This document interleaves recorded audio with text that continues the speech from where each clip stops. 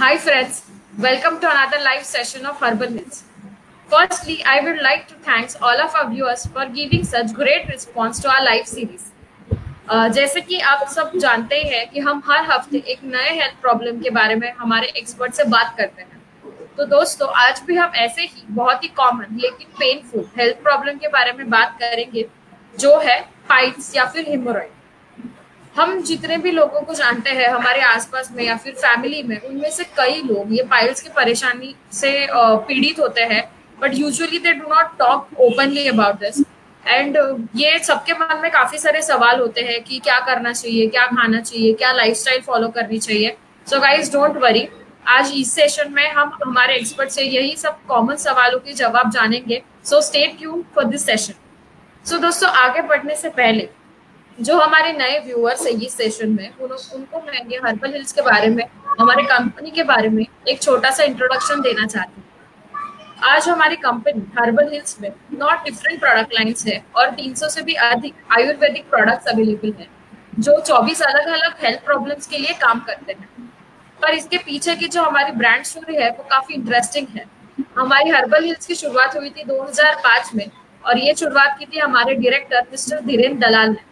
पर दोस्तों, धीरेन्द्र दलाल जी ये पहले टेक्सटाइल बिजनेस में थे, पर जैसे उन्हें आयुर्वेदा का ज्ञान प्राप्त हुआ, इसके बेनिफिट्स जैसे उनको समझे, वो तभी उन्होंने ये फार्मास्यूटिकल के क्षेत्र में पैर रखा।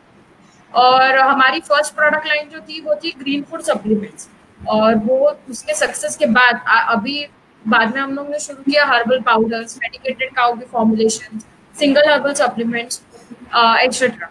और ये जो इंटरनेशनल क्वालिटी और नेशनल क्वालिटी को हम मेंटेन करने के लिए हमारे ये जो सभी प्रोडक्ट्स हैं ये गवर्नमेंट सर्टिफाइड होते हैं, जैसे कि ISO, हलाल, GMP, USFDA एक्सेट्रा। सो दोस्तों, ये तो हुआ हमारी हर्बल हिल्स कंपनी के बारे में छोटा सा इंट्रोडक्शन।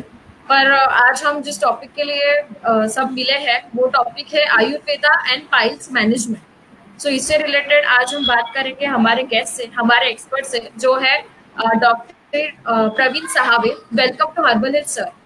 नमस्कार।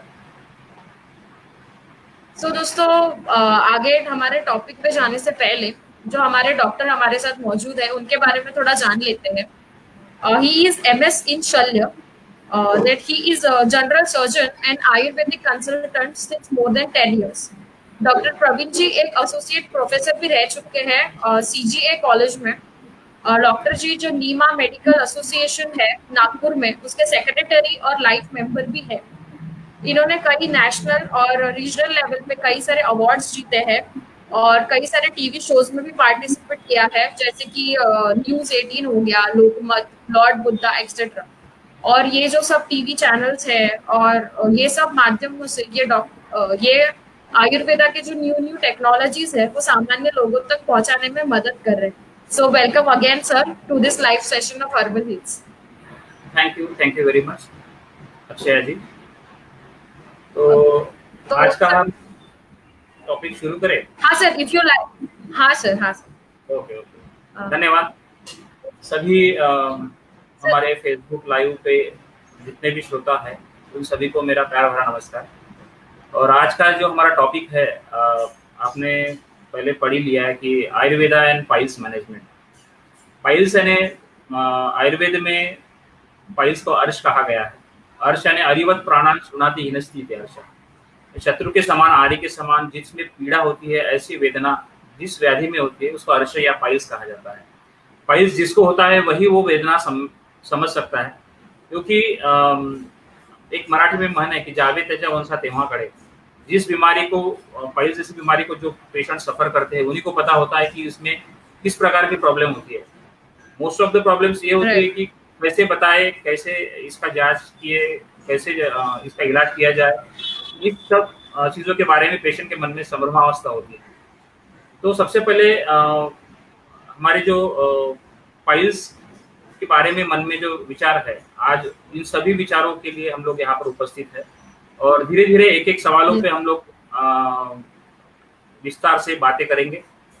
सबसे पहले मैं बताना चाहूँगा कि पाइल्स यानी गुदभाग में होने वाली एक विशिष्ट प्रकार की बीमारी है, जिसमें हर एक इंडिविजुअल में नेचुरली सभी प्रकार के प्राणियों में, मानव प्राणियों में गुद भाग में विशिष्ट प्रकार की वलिया उपस्थित होती है जिनको हेमोरॉइडल कुशंस कहा जाता है। तो जन्मजात ये वलिया वहां पर होती है। आयुर्वेद में उसको उसी नाम से प्रवाहनी विसर्जनी सवर्णी नाम से जाना जाता है। तो किसी भी कारणवश अगर वहां पर रक्त का संचय हो गया तो वहां पर प्रोलैप्स होकर वो गुद भाग से बाहर आते हैं और इसी को पाइल्स या बवासीर कहा जाता है। राइट। तो सर मोस्टली ये जो पाइल्स की बीमारी होती है तो उसके आपने जैसे बोले कि ये इसको पाइल्स कहा जाता है, तो ये नाउ डेज जो हमारी कल्चर चालू है या फिर जैसे भी हमारी लाइफस्टाइल है उसमें बहुत सारे लोगों में ये पाया जाता है, तो इसका कारण क्या हो सकता है? Why it is so frequent? बहुत अच्छा सवाल पूछा आपने अक्षय जी। एक्चुअली इसमें मुख्य कारण है हमारा डाइट। आज हमारा जो लाइफस्टाइल हो गया है वो भागदौड़ भरी जिंदगी हो गई हमारी, इसकी वजह से हम हमारे खाने की तरफ ध्यान नहीं दे पा रहे हैं। रात में देर से सोना, जंक फूड का खाने में ज़्यादा से ज़्यादा इस्तेमाल करना, इन सब चीज़ों की वजह से क्या होगा, हमारा डाइजेस्टिव सिस्टम वीक हो गया, हमारा अग्निमांद्य हो गया। तो आयुर्वेद में जैसे चरकाचार्य ने अग्निमांद्य यही मुख्यतः अर्श या पाइल्स का कारण बताया गया और यही आज के इस लाइफस्टाइल में भी हमको मिलता है।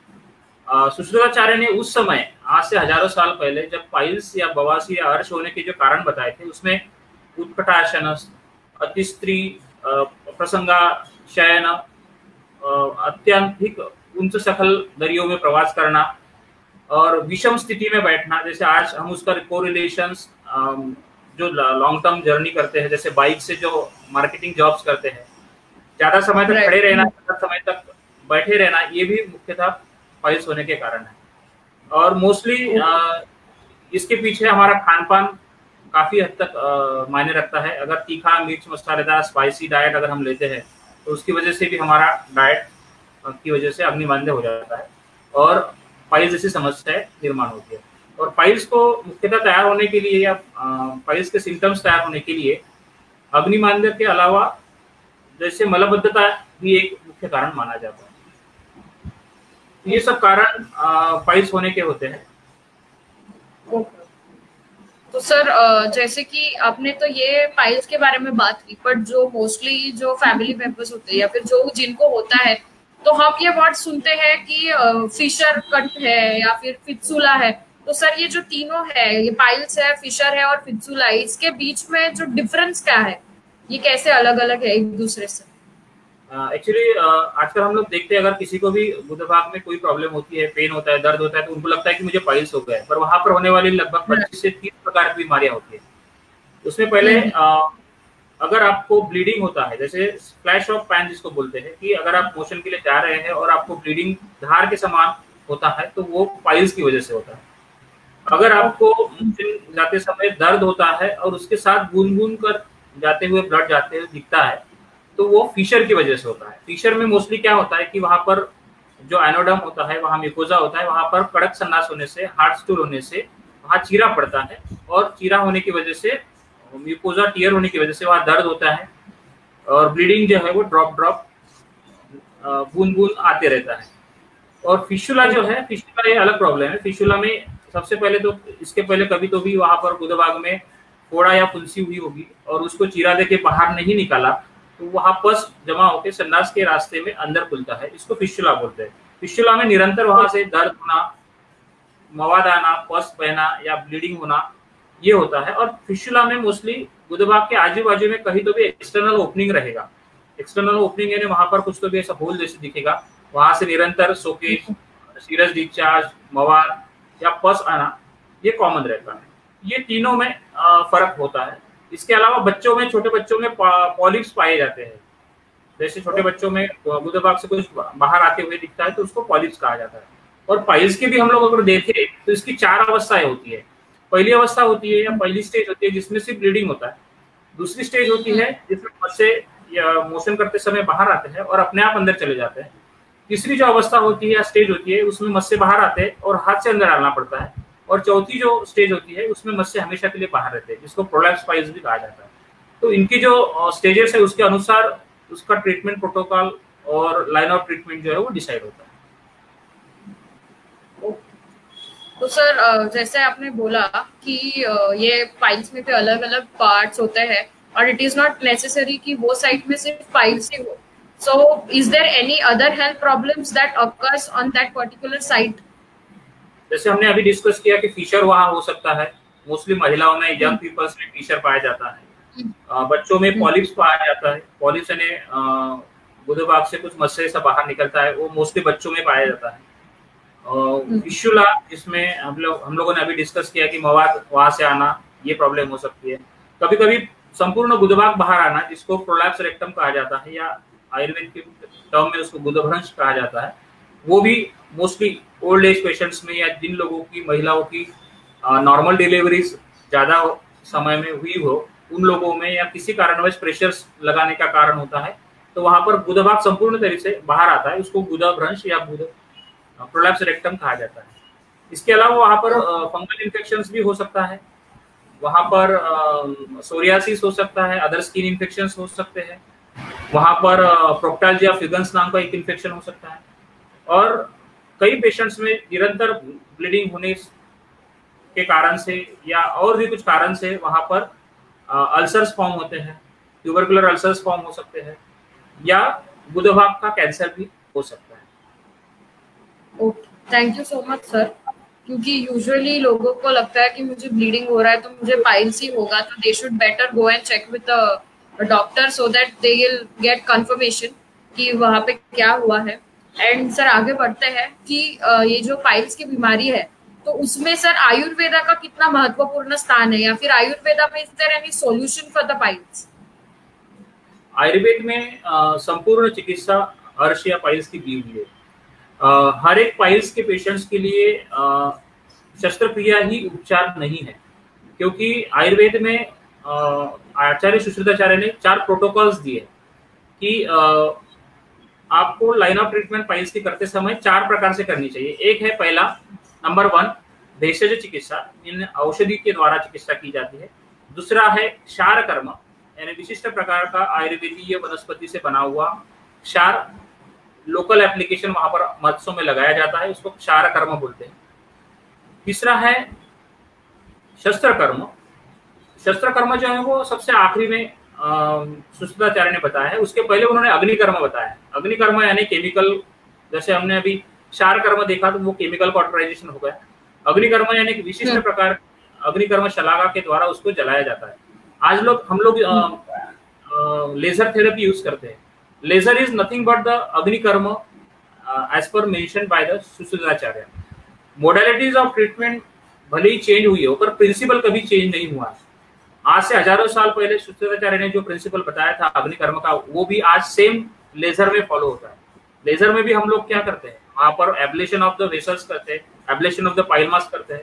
It is nothing but the agnikarma. तो ये अग्निकर्म है. और शस्त्र कर्म जो है लास्ट, अगर बहुत बड़े मत्स्य है, मांसांकुर है, तो उसको निकालने के लिए शस्त्र कर्म किया जाता है.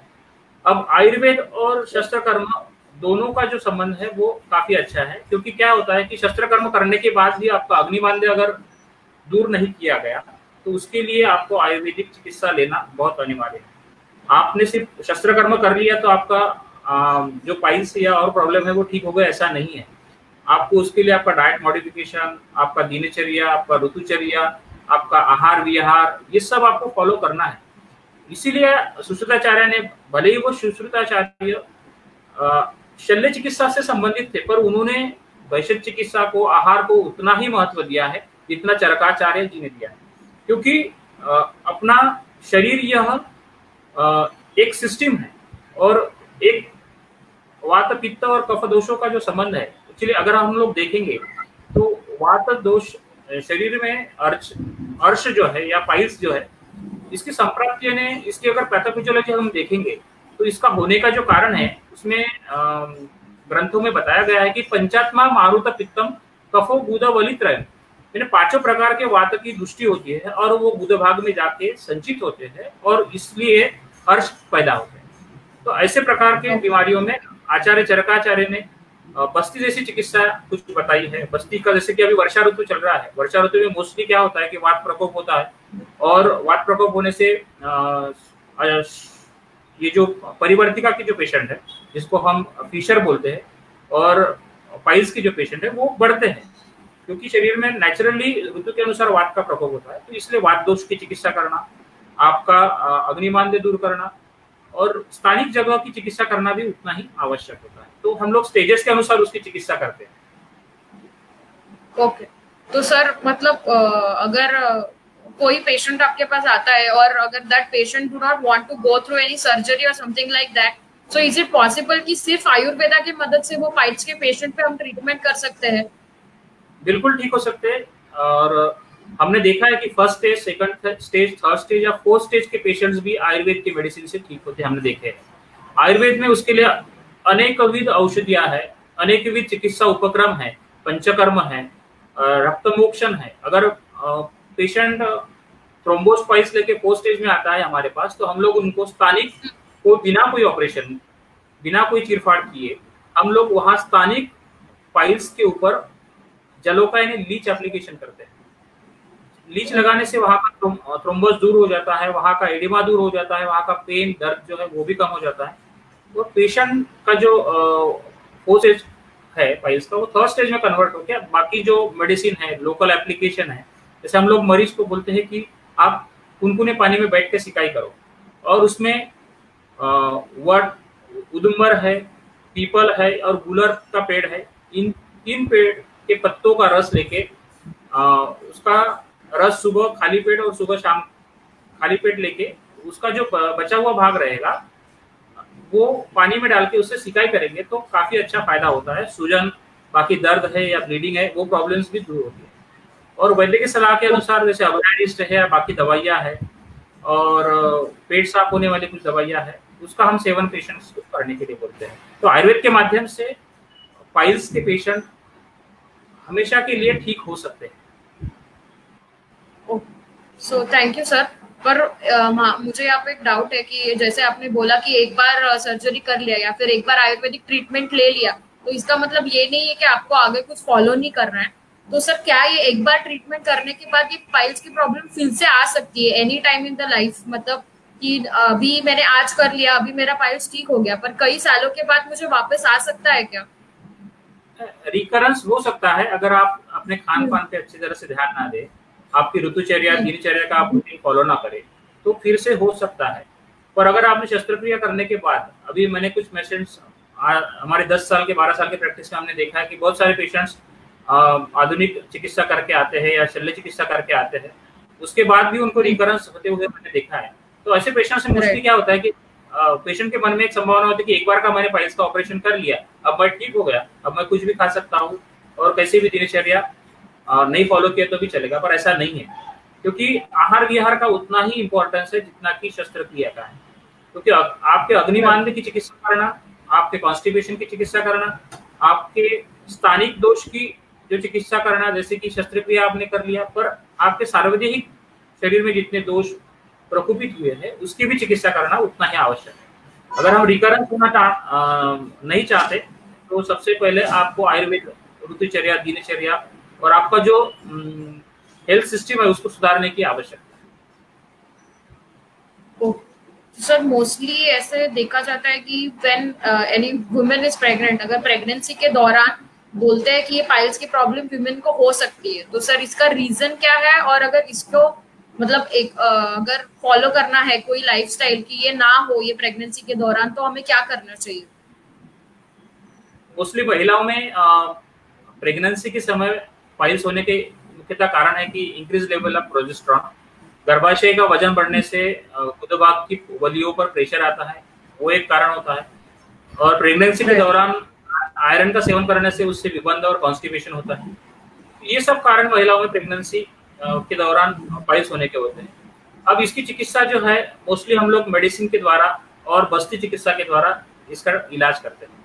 इसीलिए आज से हजारों साल पहले चरकाचार्य जी ने, सुश्रुताचार्य ने आयुर्वेदीय दिनचर्या, ऋतुचर्या के अलावा गर्भिणी चर्या भी बताई गई है, जैसे कि 9 माह तक गर्भिणी ने क्या क्या सेवन करना चाहिए। इसमें अगर हम लोग ध्यान से देखेंगे तो मैक्सिमम घी, दही, दूध ऐसे स्निग्ध पदार्थ बताए गए हैं ताकि पूरे 9 माह तक उनको कॉन्स्टिपेशन ना हो, विबंध ना हो और शरीर में वात दोष का प्रकोप ना हो। और इसी के लिए जो बस्ती चिकित्सा है वो चरकाचार्य जी ने और सुशीलाचार्य जी ने बताया है। तो हम लोग पूरे 9 माह तक अगर उपचार करना है तो आयुर्वेदिक औषधि से गर्भिणी में उपचार करते हैं। और फर्स्ट और थर्ड ट्राइमेस्टर छोड़कर सेकंड ट्राइमेस्टर में किसी पेशेंट्स में हम लोग लेजर जैसे अग्निकर्म चिकित्सा है या बाकी और शस्त्र चिकित्सा है वो कर सकते हैं। पर मोस्टली हम लोग गर्भिणी में आयुर्वेद औषधि द्वारा ही चिकित्सा करते हैं और वो संपूर्णतः सुरक्षित। ओके, तो सर ये तो हुई प्रेग्नेंट वुमेन की बात, पर अगर नॉर्मल कोई है जो हेल्दी पेशेंट है या फिर जो पाइल्स से अभी गुजर रहा है, तो उनकी लाइफस्टाइल क्या होनी चाहिए? उनको दिन में क्या खाना चाहिए या फिर कुछ एक्सरसाइज है क्या करना चाहिए? तो वो सर लाइफस्टाइल बताइए, दिन की दिनचर्या कैसी होनी चाहिए? मोस्टली आपका डाइट चार्ट आपने रेगुलर फॉलो करना चाहिए। जैसे खाने में तीखा मिर्च मसालेदार नॉनवेज नहीं लेना चाहिए। हरी सब्जियों का सलाद आप ज्यादा से ज्यादा ले सकते हैं। आपके खाने में आप तक्र ले सकते हैं, छाछ जिसको बोलते हैं, क्योंकि तक्रम शक्र से दुर्लभ ऐसा बोला गया है आयुर्वेद में। तो तक्र एक ऐसी वनस्पति है जिससे वात का अनुलोमन होता है और तक्रारिष्ट वनस्पति से बना हुआ दवाई है। साथ में आपका पेट साफ रखे, कॉन्स्टिपेशन ना हो इसके लिए रात को जागना, दिन में सोना ये बंद करे। इससे वात का प्रकोप होता है और अत्यधिक वात प्रकोप होने से कॉन्स्टिपेशन और मलबद्धता बढ़ने से पाइल्स जैसी संभावना ज्यादा होती है। तो खान पान पे ध्यान दें, अर्ली सोना, जल्दी सोना, ये ब्राह्म मुहूर्त में उठना, क्योंकि जिस समय पे जिस वेग का निररण होना चाहिए वो अगर हुआ तो प्रॉपरली शरीर का सिस्टम अच्छे से चलता है। और जैसे कि सुबह ब्राह्म मुहूर्त में आपका प्रातर्विधिक क्रिया होनी चाहिए।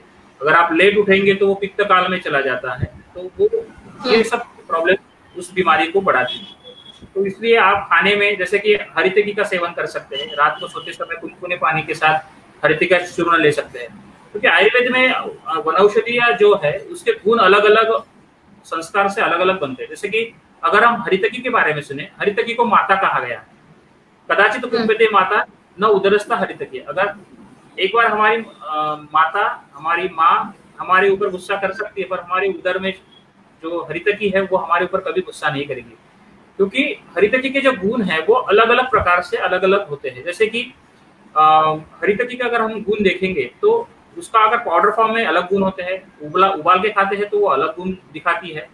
तो ये हरितकी के अलग अलग सेवन से हम लोग उसका लाभ ले सकते हैं। इसके अलावा आप अभयरिष्ट जैसी दवाइयाँ हैं वो आप सुबह शाम खाना खाने के बाद ले सकते हैं। तो सबसे पहले अपने जो स्टेजेस है पाइल्स की उसको हम लोग जैसे दूरबीन के द्वारा एक विशिष्ट आर्शो यंत्र के द्वारा चिकित्सा करने के पहले देखते हैं, तो इसको वीडियो रेक्टोस्कोपी भी कहा जाता है। तो उससे देखने के बाद हमको पता चलता है कि ये फर्स्ट स्टेज है, सेकंड स्टेज है, थर्ड स्टेज है या फोर्थ स्टेज है। तो उसके अलावा आपका रूटीन ऐसा होना चाहिए कि जैसे मोस्टली मैंने देखा है कि लोगों को टॉयलेट हैबिट जो है वो बहुत ज्यादा गलत फहमियां उसमें लोगों में होती है। ज्यादा समय तक मोबाइल लेकर टॉयलेट में ना बैठे, न्यूज़पेपर लेके भी ना बैठे, और टॉयलेट में कमोड पर बैठने जो आपका स्टूल है पैर के नीचे हमेशा स्टूल होना चाहिए, और आपका जो बैठने का एंगल है वो ऐसे एंगल होना चाहिए आपका, ना कि स्ट्रेट रहना चाहिए। तो उससे क्या होता है कि अतिरिक्त प्रेशर नहीं पड़ता है और जो कॉन्स्टिपेशन होता है वो नहीं होता है। तो ये टॉयलेट हैबिट भी आपको फॉलो करना बहुत जरूरी है। Right, thank you so much sir. तो जैसे आपने अभी यहाँ पे हरितकी की बात की, तो जो हमारे व्यूअर है विनीत जी, उन्होंने पूछा है कि हरितकी के साथ साथ ऐसे कोई इंग्रेडिएंट है, किचन इंग्रेडिएंट जिसको बोलते हैं, कि हम डेली बेसिस पे उसको कंज्यूम कर सके। डेली बेसिस पे किचन में बहुत सारी वनस्पतियां हैं। जैसे अगर हम लोग अभी आयुष काढ़ा की बात करेंगे, जैसे सौंठ है, दालचीनी है, मरीच है और तुलसी है, ये अपने आयुष काढ़ा के जो इंग्रेडिएंट्स है। इसमें से आप सौंठ का चूर्ण जो है वो कुनकुने पानी के साथ ले सकते हैं, जिससे आपका अग्निमांद्य नहीं होगा, आम पाचन होगा और अत्यधिक जो फिशर की जो वेदना है वो भी कम होगी। और जिन लोगों को ब्लीडिंग जैसी समस्या है तो वो घर में आंवले का मुरब्बा है वो खा सकते हैं। साथ में अविपत्तिकर चूर्ण मिलता है वो ले सकते हैं। हरड़ के साथ में हरड़, बहेड़ा और आंवला तीनों का चूर्ण मिलाकर रात को कुनकुने के आने के साथ ले सकते हैं। नहीं कुछ मिलता है तो आंवले का रस पी सकते हैं, ब्लीडिंग पाइल्स के पेशेंट्स में काफी अच्छा फायदा होता है। तो ये सब चीजें आप घर में कर सकते हैं। और जैसे गर्मी का अगर सीजन है तो गुलकंद का सेवन आप कर सकते हैं, जिससे ब्लीडिंग जो जाना है वो कम हो जाता है। Right, thank you so much sir. आपने जो ये अपनी इंग्रेडिएंट्स बोली ये सबके किचन में मोस्टली अवेलेबल होते ही है, तो they can try consuming it. और उनका ये एक अलग क्वेश्चन है कि to piles patient why doctor suggest to avoid milk. Mostly milk पचाने में पहले ही पाइल्स के पेशेंट्स में अग्निमांद्य होता है, तो दूध को पचाने में उनकी शक्ति जो है वो उतनी समर्थ नहीं होती है, इसलिए most of the doctors try to avoid milk. पर उसकी जगह आप छाछ का सेवन कर सकते हैं, क्योंकि वो पचने में, दीप्ताग्नि वर्ज करने में और अग्निमांद्य को सुधारने में काम में आता है। Thank you so much sir, क्योंकि ये जो क्वेश्चन होता है मिल्क से रिलेटेड, दूध पीना ही है तो उसमें गाय का दूध के अलावा चरकाचार्य ने बकरी का दूध बताया गया है, अजा दूध, वो पचने में हल्का होता है, उसका सेवन आप कर सकते हैं। Okay, thank you so much sir. और जैसे अभी हम लाइफस्टाइल की बात कर रहे थे कि जल्दी उठना चाहिए और जल्दी सोना चाहिए, बट अभी सर जो ये लॉकडाउन की सिचुएशन चल रही है, most of people are doing working from home. तो जो ये वर्क फ्रॉम होम की जो सिस्टम है उसमें हम ऑलमोस्ट 12 से 14 घंटे एक जगह पे बैठ के ही काम करते हैं, तो उसमें जो ये पाइल्स के पेशेंट है तो उनको थोड़ी तकलीफ हो सकती है कि कंटिन्यूस एक ही जगह पे बैठे, तो उसके लिए क्या करना चाहिए? जो ये हमारे व्यूअर है सुनील जी, उन्होंने ये सवाल पूछा है। सुनील जी, काफी अच्छा क्वेश्चन पूछा आपने, और आज की करंट पोजीशन पे आपने क्वेश्चन पूछा है। तो एक्चुअली आप लोग सभी जानते ही है कि कोरोना ने हमें क्या क्या दिखाया है। तो हमारा लाइफस्टाइल कोरोना की वजह से मोस्ट ऑफ द प्रॉब्लम्स क्या हो रहे हैं कि हम लोग घर में बैठे हैं, तो अजीर्ण की प्रॉब्लम, अग्निमांद्य की प्रॉब्लम, कॉन्स्टिपेशन की प्रॉब्लम, ये सब बढ़ गई है। तो इसके लिए आप ध्यान रखें कि अगर आप वर्क फ्रॉम होम कर रहे हैं, आपका एक्सरसाइज बाहर कहीं जाना नहीं हो रहा है, तो आप घर में योगासन कर सकते हैं, जिसमें योगासन में आप पश्चिमोत्तानासन है, हलासन है, मयूरासन है और पवन मुक्तासन है। ये 4-5 आसन अगर आप करते हैं घर में सुबह 15 से 20 मिनट, उसके अलावा प्राणायाम है, जैसे अनुलोम विलोम है, कपालभाति है, भस्त्रिका प्राणायाम है, ये सब आप करते हैं तो इससे आपका अजीर्ण का प्रॉब्लम है, या जैसे आप खाना खाने के बाद वज्रासन भी कर सकते हैं, तो डाइजेस्टिव सिस्टम आपका रेगुलर हो जाएगा। और जैसे अभी घर में बैठने से ओवर ईटिंग और बाकी सब प्रॉब्लम होने से आपका वजन बढ़ना, उसके अलावा उसकी वजह से पाइल्स या कॉन्स्टिपेशन की प्रॉब्लम्स बढ़ना, इसके लिए आप मैंने हरितकी का बताया आपको उदाहरण, क्योंकि हरितकी का चूर्ण आप सेवन कर सकते हैं। इसके अलावा योगा प्राणायाम और अपनी लाइफस्टाइल को आपको सुधारने के लिए ब्रह्म मुहूर्त पर उठना और बाकी सब दिनचर्या फॉलो करना, ये सब आपको रूटीनली फॉलो करना पड़ेगा। Okay, thank you so much sir. जैसे ही हम बात करते हैं पाइल्स के बारे में, तो उसके साथ कॉन्स्टिपेशन की भी बात आती ही है। तो ये कॉन्स्टिपेशन और पाइल्स का एक्चुअली कनेक्शन क्या होता है? कि कॉन्स्टिपेशन के वजह से पाइल्स होता है कि क्या होता है? उसलिए कॉन्स्टिपेशन ही पाइल्स का मुख्यतः कारण है, क्योंकि क्या होता है, अभी हम लोगों ने जो डिस्कस किया कि दिनचर्या ऋतुचर्या फॉलो न करना, उसकी वजह से मल का जो अविशिष्ट भाग है वो आंतड़ियों में बचा हुआ रहता है और उसकी वजह से आम पैदा होना और उसके बाद कुछ दिन बाद विबंध पैदा होना, ये सब लक्षण होते हैं। और इसकी वजह से क्या होता है कि अगर स्टूल जो है वो सॉफ्टली अगर निकल जाएगा मोशन करते समय, तो वहां पर ना पेन होगा, ना दर्द होगा, ना कुछ होगा। क्योंकि मोस्टली पाइल्स में क्या होता है कि वहां जो नेचुरली 3 हेमोरॉइडल कुशन्स सिचुएटेड होते हैं 3, 7 और 11 o'clock पर, तो वहां पर वो कुशन्स को अगर किसी कारणवश बार बार फ्रिक्शन हुआ तो वो नेचुरली ही डिसेंड होता है नीचे और उसकी वजह से पाइल्स तैयार होता है। इसलिए कॉन्स्टिपेशन और पाइल्स का जो है वो अन्योन्य संबंध है, क्योंकि अगर पाइल्स को ठीक करना है तो सबसे पहले आपका कॉन्स्टिपेशन ठीक करना जरूरी है। और इसके लिए आयुर्वेद में बस्ती चिकित्सा काफी अच्छी चिकित्सा है, और मैं कहता हूँ कि जैसे पंचकर्म की बस्ती चिकित्सा इस लॉकडाउन में और अभी वर्षा ऋतु में हर एक व्यक्ति ने, जिनको लगता है कि मुझे स्वस्थ रहना है, उन्होंने लेना चाहिए। अपने वैद्य के सलाह के अनुसार आप ले सकते हैं। Thank you sir. और सर जैसे ही हम ये हरितकी है या फिर आंवला है, ये सब जो हर्ब्स है, नेचुरल हर्ब्स है जिसके बारे में हम बात कर रहे हैं, जैसे त्रिफला भी होता है, वो हमारे डाइजेशन के लिए काफी यूजफुल होता है, सेना होता है। तो ये जो सभी इंग्रेडिएंट्स है उनको मिला के जो हमारा हर्बल हिल्स कंपनी है उन्होंने भी प्रोडक्ट्स बनाया है आरसो हिल टैबलेट का। तो सर क्या आप इसके बारे में थोड़े हमारे व्यूअर्स को डिटेल में बताना चाहेंगे? आरसो हिल्स के बारे में मैं बताना चाहूंगा कि पिछले कई सालों से मैं उसको यूज कर रहा हूँ। और अर्श की जो पेशेंट्स है, पाइल्स की जो पेशेंट है, जैसे कि फर्स्ट स्टेज, सेकंड स्टेज या थर्ड स्टेज के अर्ली पेशेंट्स, उन सभी लोगों में मात्र 15 दिन, 20 दिन या 21 दिन का कोर्स करने से इसके काफ़ी अच्छे रिजल्ट्स मिले हैं।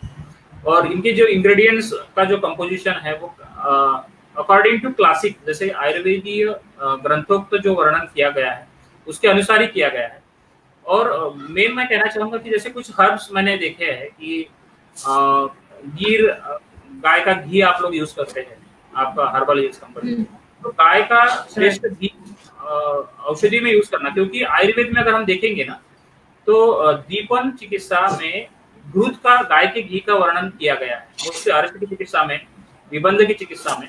तो ऐसे समय में घी की जो मात्रा है वो अगर नेचुरली अगर कैप्सूल फॉर्म में औषधियों के साथ हो तो उसके रिजल्ट्स जो है वो अच्छे आते हैं और परिणाम जो है वो तुरंत मिलते हैं। तो मैं कहना चाहूंगा कि आरसो हिल्स के जो रिजल्ट्स है आरसो हर्ब्स के, वो काफी अच्छे मिले हैं और इसके जो इंग्रेडिएंट्स है इससे मैं काफी प्रभावित हूँ। Thank you so much sir. आपने जो हमारे ये व्यूअर्स के कॉमन सवाल थे उनके ऊपर इतने आसान तरीके में जवाब दिया है, और हम आई एम वेरी श्योर कि हमारे जितने भी व्यूअर्स के क्वेश्चंस है they are very satisfied with the answer. और आपने जैसे बोला है लाइफस्टाइल फॉलो करने के लिए, they will surely follow it और उनको अच्छे बेनिफिट्स मिलेंगे इससे। So thank you so much for giving us time and coming to this live session. Thank you so much sir. Thank you very much. अच्छा जी, आपने मौका दिया और इतने सारे व्यूअर्स के सामने आने का, और इस लॉकडाउन में उनसे कुछ आयुर्वेद की बातें करने का, और आयुर्वेद मंथन की श्रृंखला को हम लोग आगे भी जारी रखेंगे। तब तक के लिए मुझे इजाजत दीजिए। धन्यवाद। थैंक यू सो मच जितने भी हमारे व्यूअर्स थे कि हमारे ये हेल्थ टॉपिक के बारे में अच्छे से सुनने के लिए और हमें इतना अच्छा रिस्पांस देने के लिए। We are very thankful to all of the viewers. Thank you. नमस्कार। नमस्कार।